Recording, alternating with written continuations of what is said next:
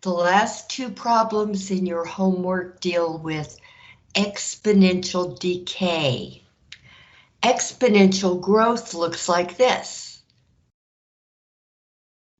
Boom, and remember that the problem is that the growth is so great, it's really hard to measure, which is why we switch to the logarithm.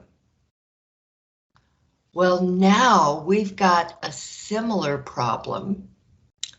We've got exponential decay that looks like that. Drops so fast that it becomes hard to measure because down here this is so close to being nothing at all. There's something there, but it's really, really close to the x-axis, which means the amount becomes very small. And so we're going to deal with logarithms on those too, as you will see. Here's the first problem. The data in this table shows that the percentage of adults in a country who are currently married is declining. In other words, the number of married adults is going down.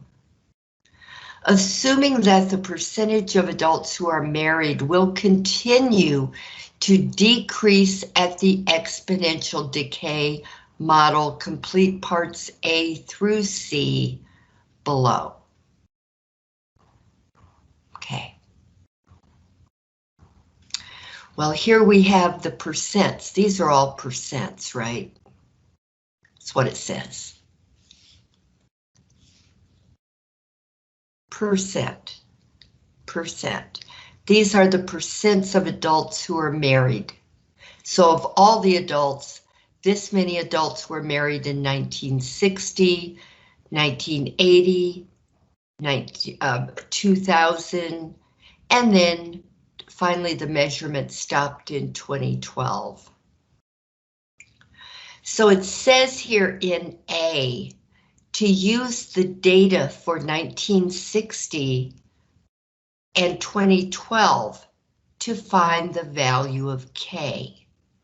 Well, first we have to look at the general formula for exponential decay, which is a little different in this book.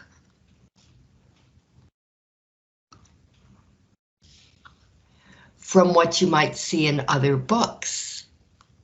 In some ways, it's more clear. In other ways, those of us who were raised in the traditional model have a little bit of difficulty. But those of you who are continuing in the sciences or in math will learn all about this. But right now, the formula we are working with right now is the one given by my math lab for the book that we're using. And that is, the general model is A equals A naught e to the negative kt. Now this is the general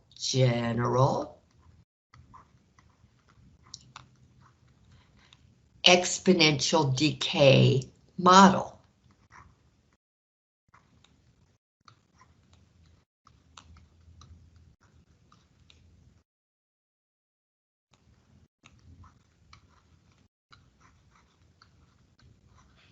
You remember that the general exponential growth model was A equals, or is A equals A naught e to the positive kt.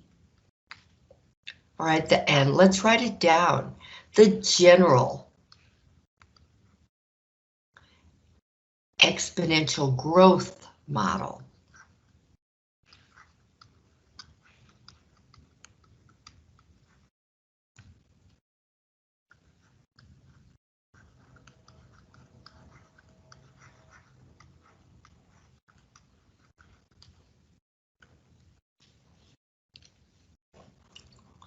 The difference you can see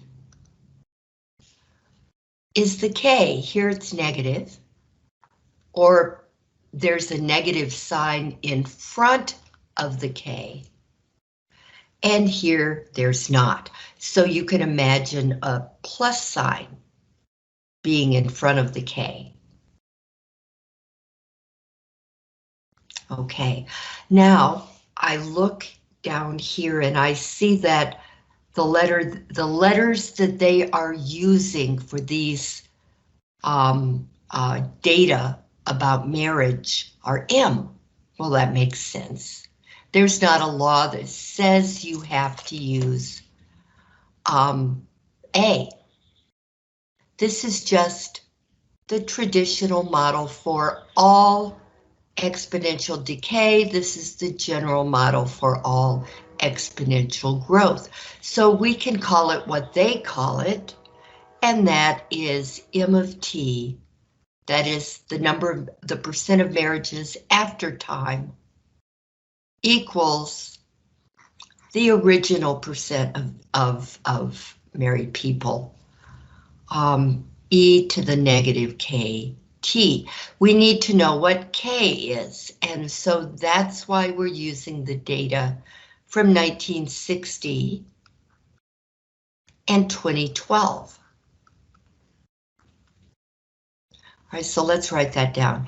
1960, we had 68.7% of adults who were married, and in 2012, it had dropped to 40.9%.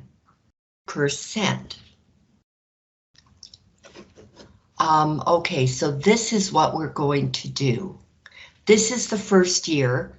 This is T naught. Okay, which means this is the first year we're looking at this problem. And this is the percent that goes with that first year. So we call that M naught.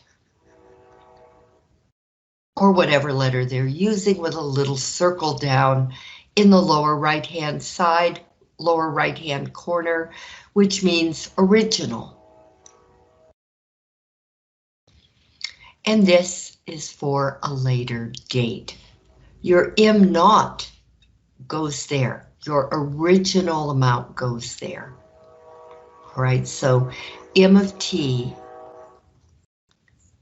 equals 68.7 times e to the negative kt. Now, to know more than that, to be able to find the K, we're going to have to use this. So what we're going to say is this, that the percentage of adults who are married dropped to 40.9% in this particular country.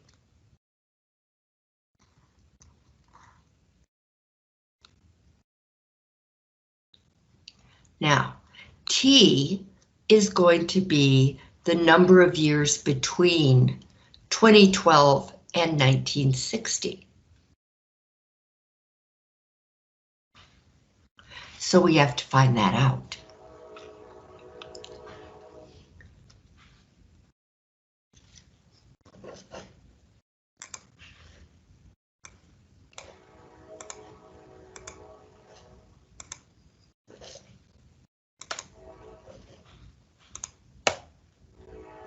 All right, 2012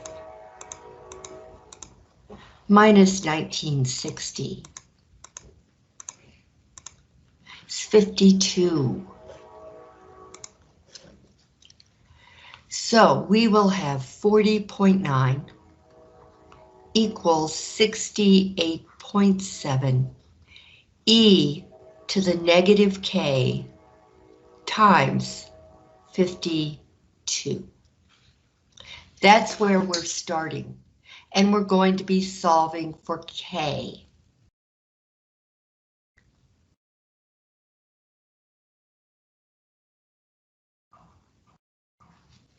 Which is up there.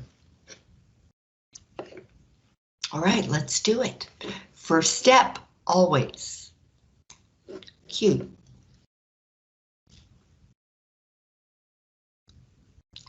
I divide by the number in front of E.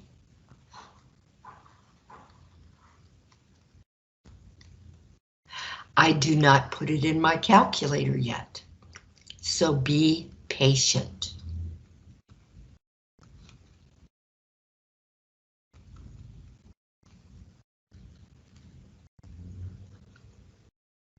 Okay, I'm going to move 52 over by the negative sign just because it's customary to put the numbers in front of the letters.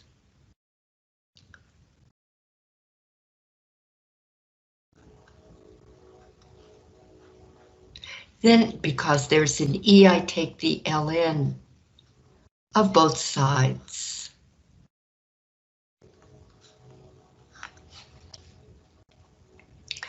That's so that I can use the power rule and bring the exponent down, so that the letter I'm going to be solving for is on ground level.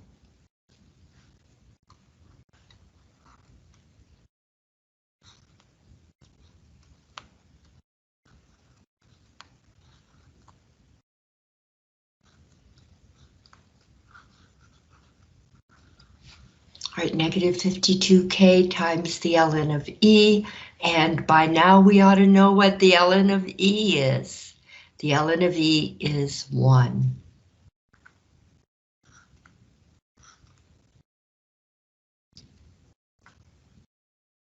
Stop that. Now I've got to unlearn it since I've decided I'm a total failure at making European ones. Okay, so what is this going to do?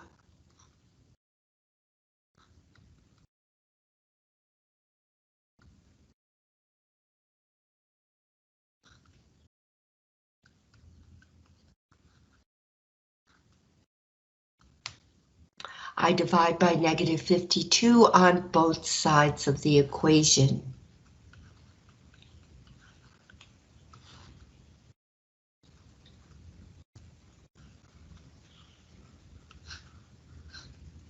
So K is going to equal, be approximately equal to what I get when I put that in the calculator. Right, okay. So the ln of 40.9 over 68.7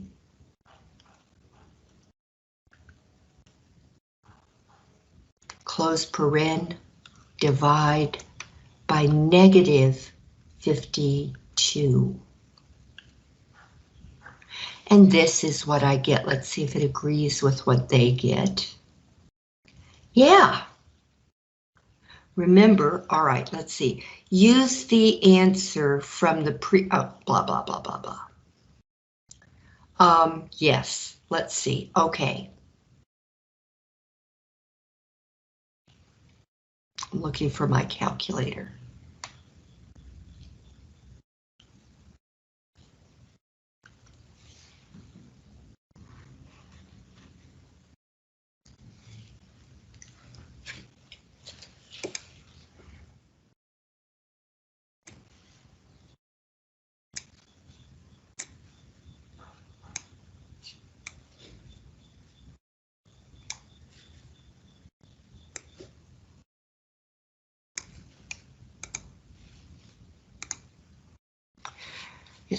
What I'm looking for is what to round to. Simplify your answer, round to 4 decimal places as needed. Okay. So that's how they got that particular answer.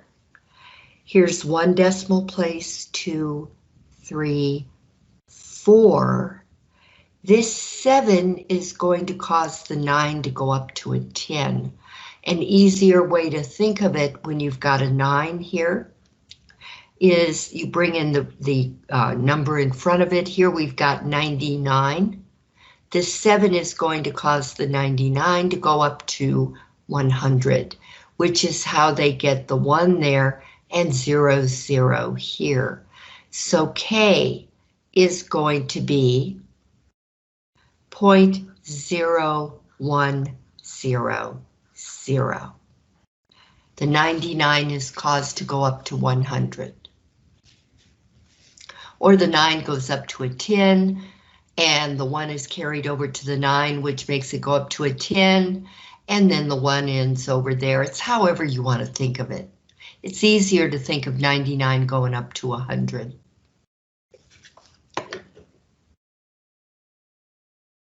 So now we're going to write our specific exponential decay formula for this particular question. M of t, that is the percentage of adults who are married after whatever time we're dealing with, this is B incidentally, is going to be 68.7 times E to the negative has to be there when the number of what you're dealing with is decreasing. Negative K 0.0100 times time. And so this is our formula that we're going to be using now for part C, whatever part C is. Let's see. There it is.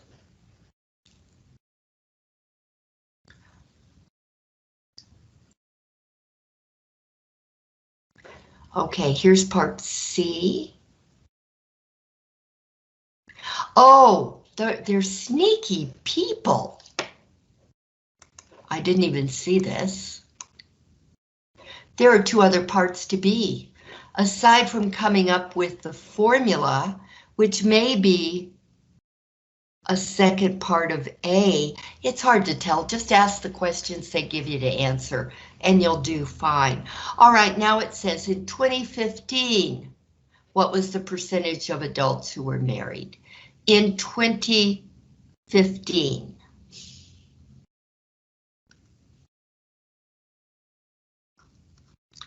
Well, we have to figure out what year that is. That's going to be T equals 2015 minus 1960, the original year, T naught. So 2015, that ought to be 55. It is 55. So that'll be 55 years. All we do is we come back now to our specific model, our specific formula. A model and a formula are pretty much the same thing.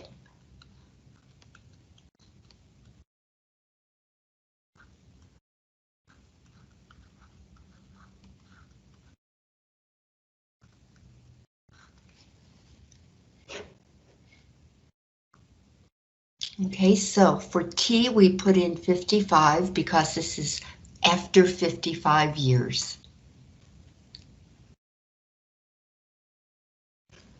And we put that in the calculator. So we're going to have 68.7 second ln, which gives us e to a power, negative 0.0100, parentheses 55, parentheses closed. Or I could have just said times 55, but I didn't. I put it in parentheses. So let's see, this is the answer I get. We'll see in a minute if that's the answer in my math lab and how many places we're supposed to round to and all of that.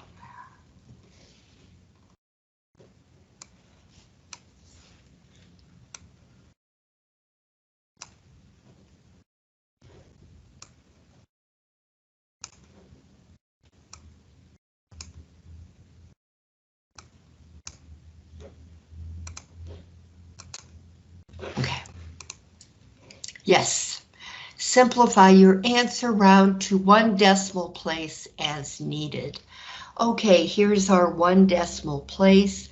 This 3 will not cause the 6 to go up to a 7, so our answer that we'll put in the answer box will be 39.6%.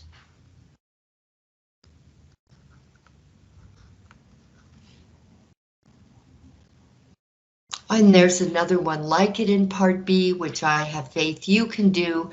This time, finding what is the percentage of adults who are married in 2018. So you translate 2018 into whatever year that would be, and it would probably be 58. That is 55 plus 3. Okay, now at this decay rate, in which year will the percent of adults who are married be 34%?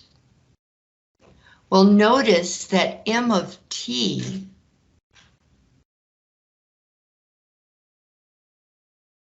the number you get is automatically a percent. You don't have to translate. That's kind of interesting. Okay. Well, it's not, because this is the percent. We didn't translate it into decimal form, isn't it? That's interesting. Very interesting. All right, not that interesting, I suppose. Let's go over here. So here's C. Could probably go up. Yeah, who knows? You never know when you're going to need more room.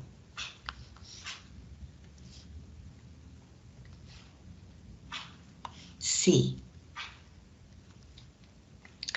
Now, part C says at that rate, that is M of T equals 68.7 times e to the negative 0.0100t. At this rate, in which year will the percent of adults, now in what year? So we're going to be solving for t. In what year will the percent of adults who are married be 34%? So 34 equals 68.7 times e to the negative 0.0100t. We're going to have to solve this and use LNs, because what we're trying to find is up in the air, in the exponent's position, and what LNs do is they bring down the exponent. So since our variable is in the exponent, this is the only way to be able to solve for t.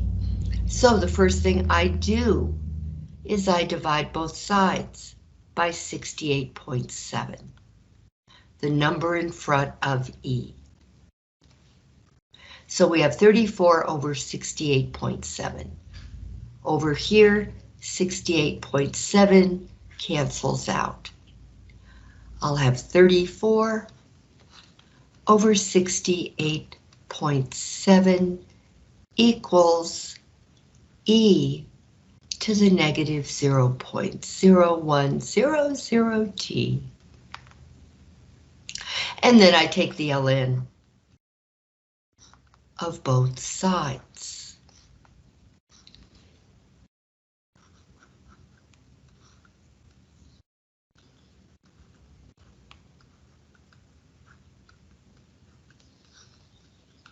All right, take the ln there. Here we use the power rule to bring the exponent down in front. And of course, the ln of e equals 1.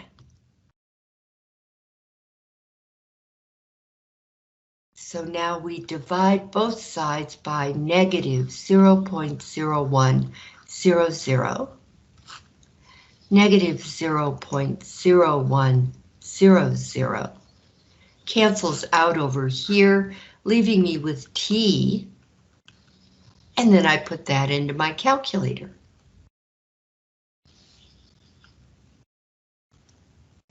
ln 34 divided by 68.7, close parentheses, and that is divided by negative 0.0100.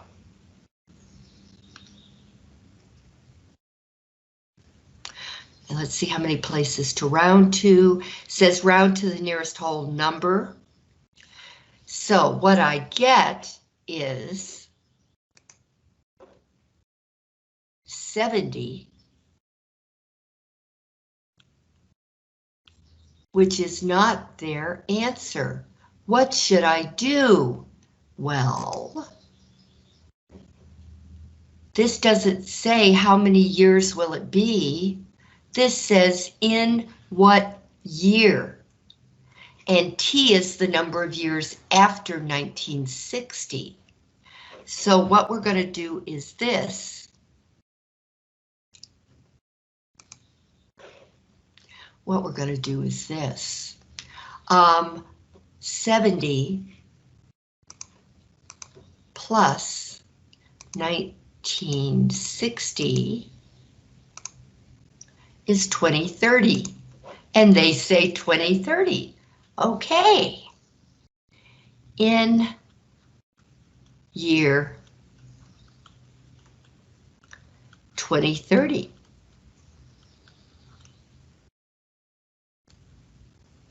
So 70 is right. You just don't want to stop there if it says in what year.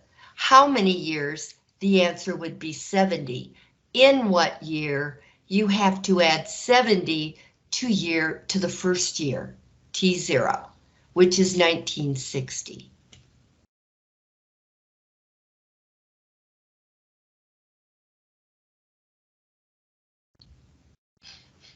And let me put this here for when you're studying later.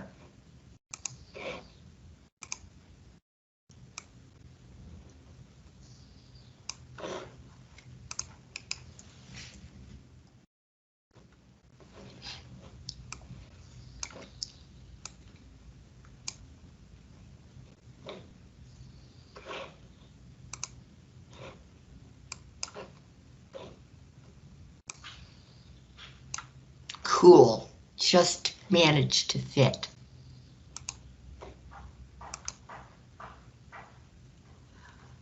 All right, discussion about this. We have our general models. Exponential decay has a minus in front of the K, and exponential growth doesn't, which means there's an understood plus. What we do first is we have to find K. We have to. Otherwise, we can't calculate anything.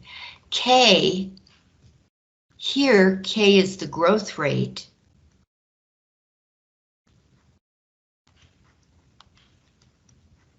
When we're talking about growth. But what we're dealing with today is K as the decay rate.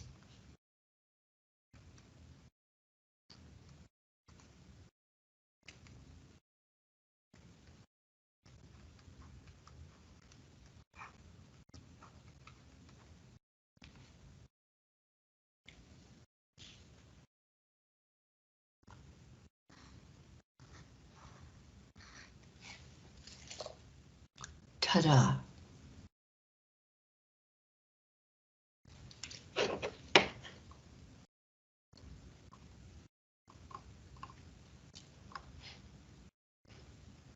So we have A, and this appears to be part of A, where we calculate our K.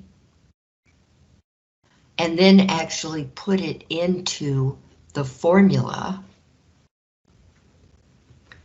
this, usually this is part B, but not this time. It's the last part of A, and then part B has these two questions, one about the year 2015, and then about the year 2018.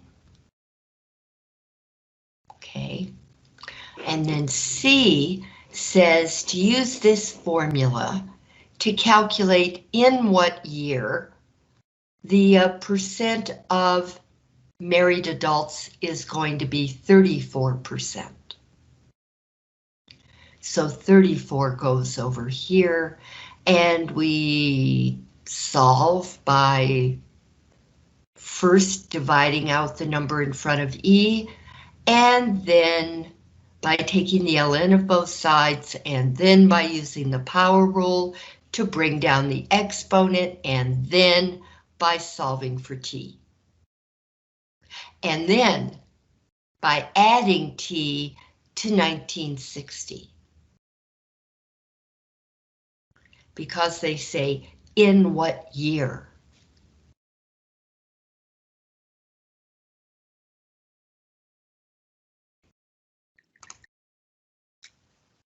Now, we're going to talk about a woolly mammoth, or mastodon. The radioactive element carbon-14 has a half-life of 5750 years. Now, what this means is, okay, let's get the formula, the basic general formula for exponential decay. Or should I write it here? Formula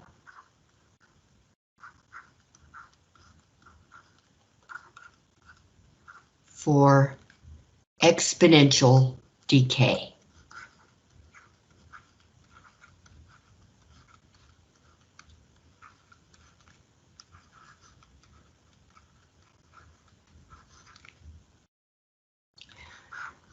A equals A naught e to the kt.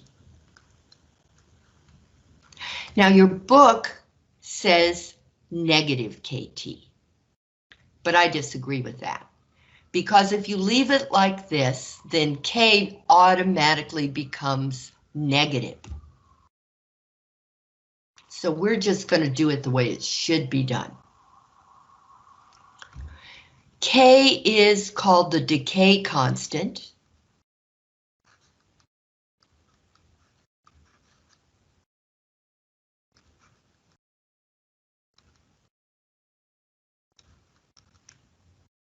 T is time, but here it could be time in seconds, in minutes, in hours, in years, in centuries, in millennia. It can be anything the scientist says it is. Okay, so T is just time. For banking problems, T is years. And for business problems, well, T could be months or weeks. Now, it's only with banking problems that T must be years. For other kinds of problems, the problem has to tell you. Okay, so this is just time by any measurement. A naught is the original amount of whatever it is you're measuring.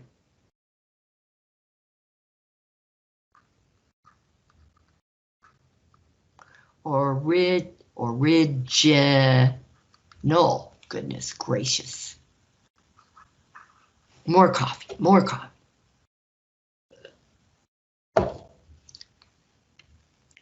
Original.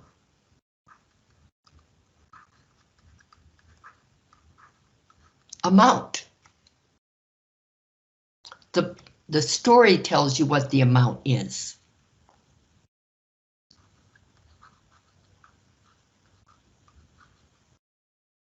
Except here it doesn't. And A, oh, but not A0, just A, is the amount after a long time, or after the decay, the amount after the decay. Amount left, let's say that. The amount remaining, oh, that's nice.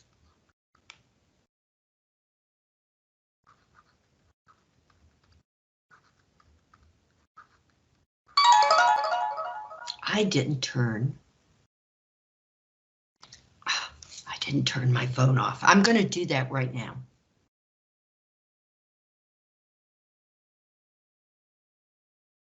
Am I going to do it right now? Yes, power off. I feel better already. Okay, radioactive element carbon-14 has a half-life. What is a half-life? Well, as you're going to see in this problem, half-life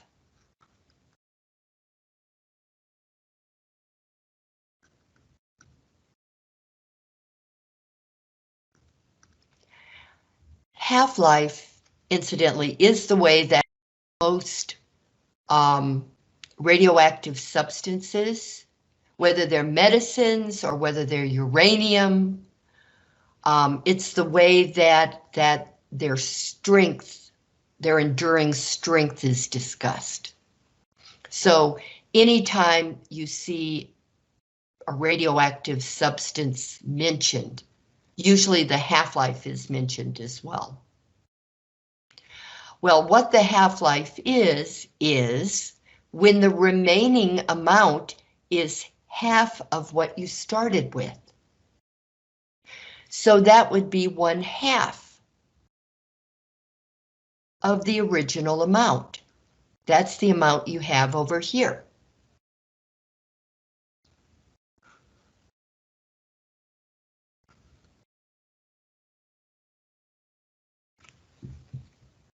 That's what half-life is.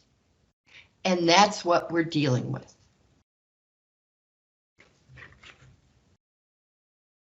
There is an interesting discussion of half-life over here. It's not a discussion, but with a table.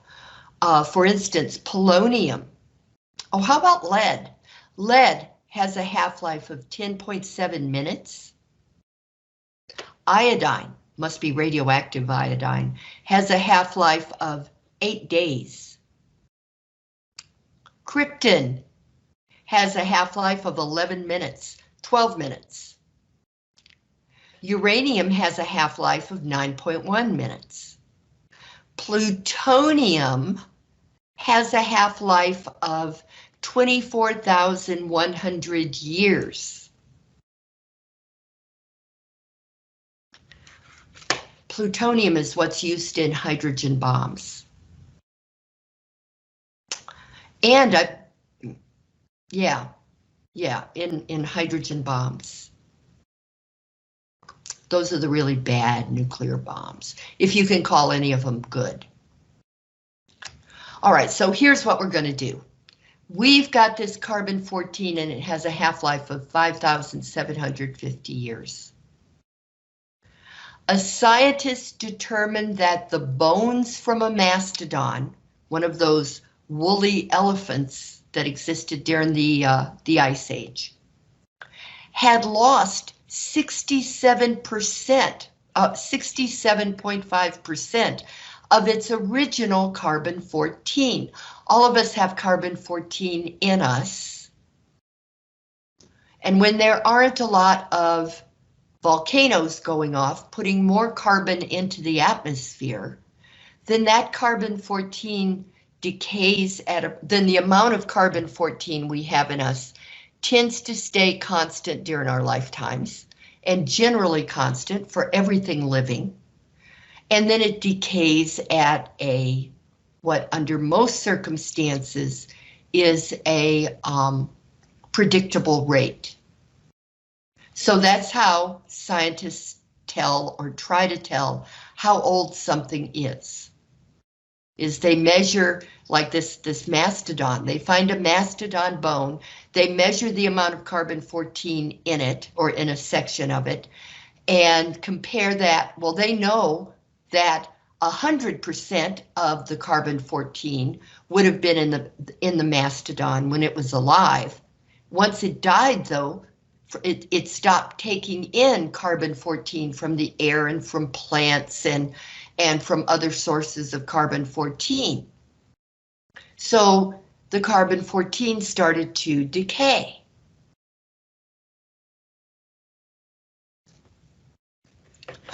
And that's what they're saying here.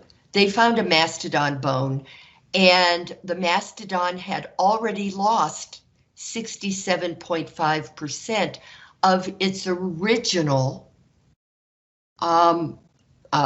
percent of carbon-14. And what was that? Well, it was the 100% when it was alive, and then after death it starts decaying. The body decays and the carbon-14 decays also. So originally our mastodon dead, mastodon dead, mastodon alive,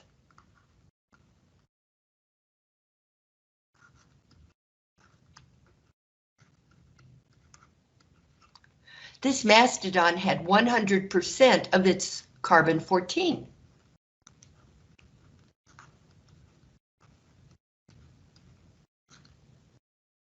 Okay, but now it's already lost 67.5% of its original 100%. So how much has it got left? Because A here means the amount remaining, not the amount it lost. So these are trick problems. Most people are going to go with 67.5%, and it's not what the problem says. It says it has lost 67.5%. So to find out what A is, the amount remaining, that's going to be 100% minus 67.5%.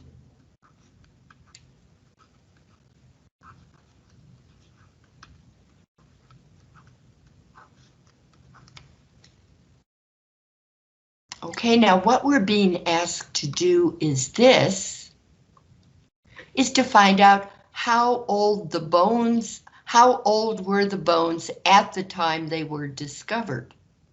So this is actually a two-part question. The first thing we have to do is we have to find K. You can't do anything until you find K.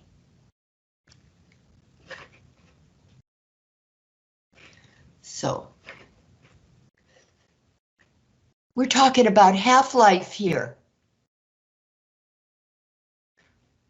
Radioactive element carbon-14 has a half-life of 5750.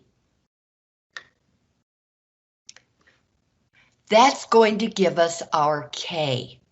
Almost always you find the K of your formula by using the half-life. So here we go. The formula for half-life is 1/2 A0. That's half the original amount.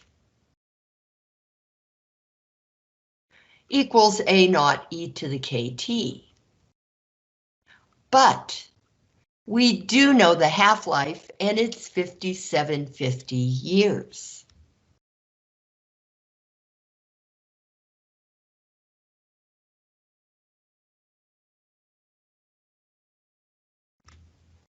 Now this is right.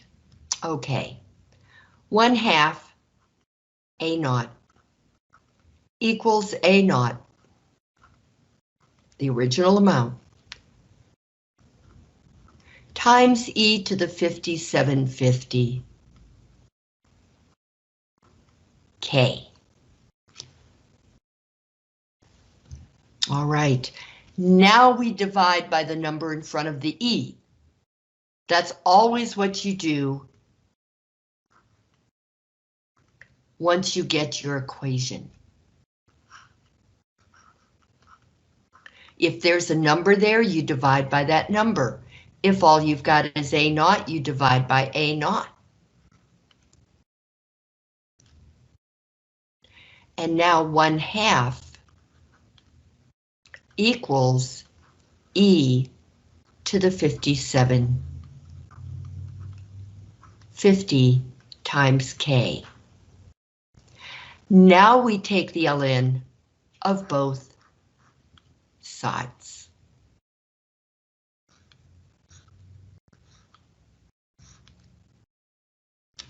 So we're going to have the ln of 1/2 equals 5750K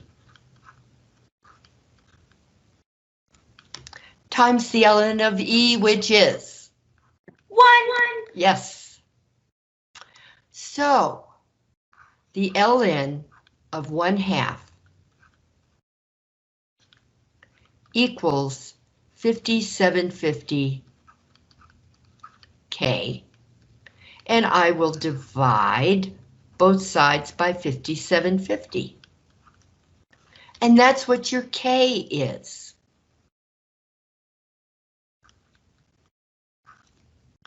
Now there's a problem. It's a minor problem, but it's a problem. With this problem, and that is getting the answer you need to get in my math lab. For my math lab to call your answer correct, you need to know exactly how many places to round the exact solution for K to. How many places are we going to round to? Well, let's go look. All they're asking for is the year of the bone, the years old that the bone is, or how many years ago it died. It says the radioactive element carbon-14 has a half-life of 5750 years. A scientist determined that the bones of a mastodon had lost 67.5% of their carbon-14. How old were the bones at the time they were discovered? At no time are you told how many places to round K to. This is a problem. You can't just say, well, I feel like rounding it to 4 decimal places. Because if you don't round it to the exact number of decimal places my math lab wants, you will get the wrong answer. Therefore, at the moment, we cannot find the exact, that is the exact answer. We cannot find a calculator approximation, but at least we've got the exact answer. So what we're going to do here is we are going to keep in mind that all we have to do to get K is use this. We know what K is. We just don't know what it is in the calculator. So now there's no problem. Believe it or not, there is no problem. Because we don't really need the calculator approximation. We are now able to find out how old the bones were when they were discovered. And now here's what we're going to do. We're going to use A equals A naught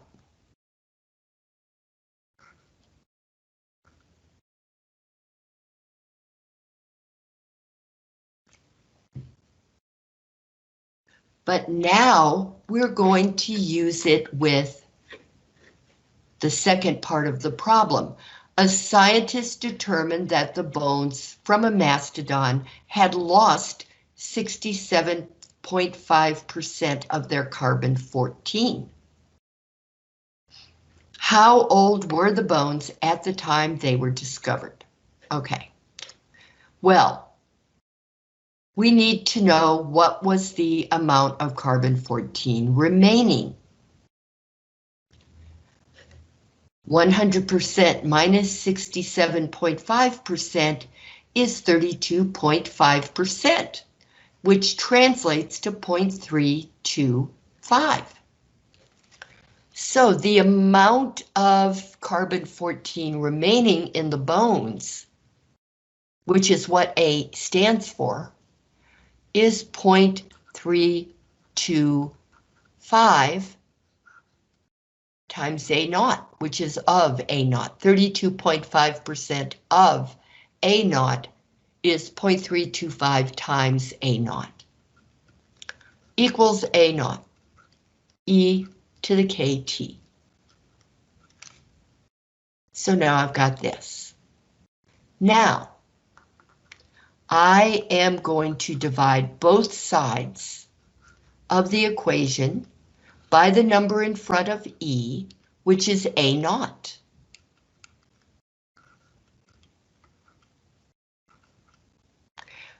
K, we now know, remember, K is down there. We know what it is. So it's not a variable anymore, it's actually a number. Just thought I'd tell you. Okay, the A naughts cancel out. What we're left with is 0.325 equals E to the K, which we know, times T, which we don't know, but that is going to equal, we hope, 9,324. We don't know that yet, though. So I'm going to take the ln of both sides of the equation.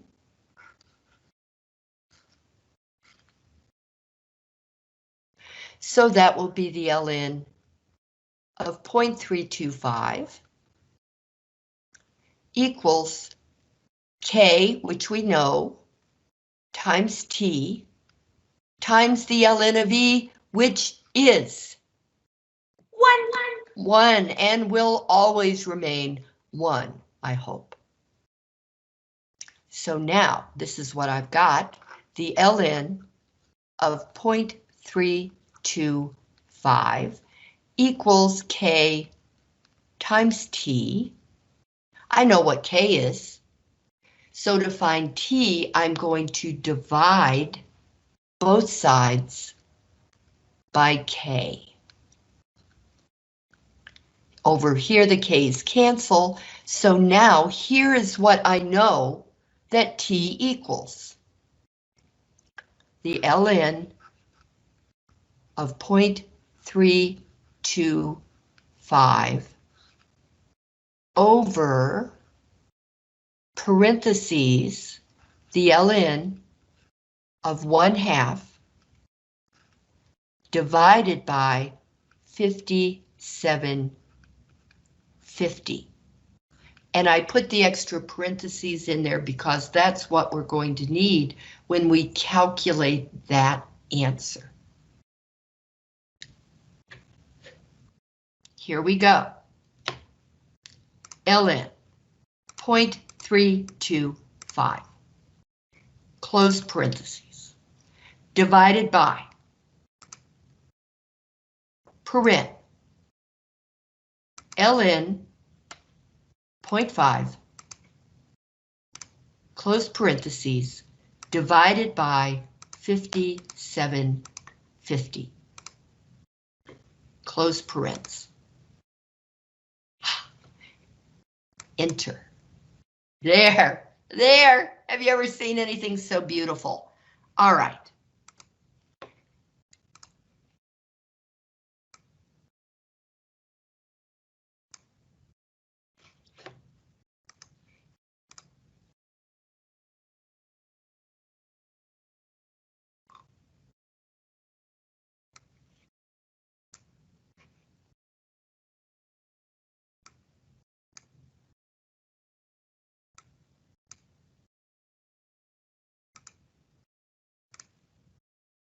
There now.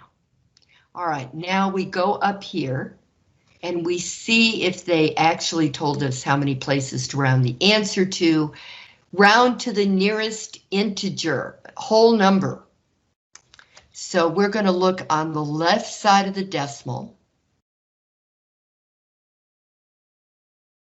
This is the nearest integer, well, it's an integer.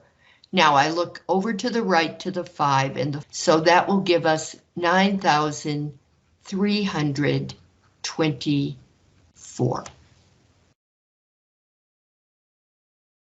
Yes, it will.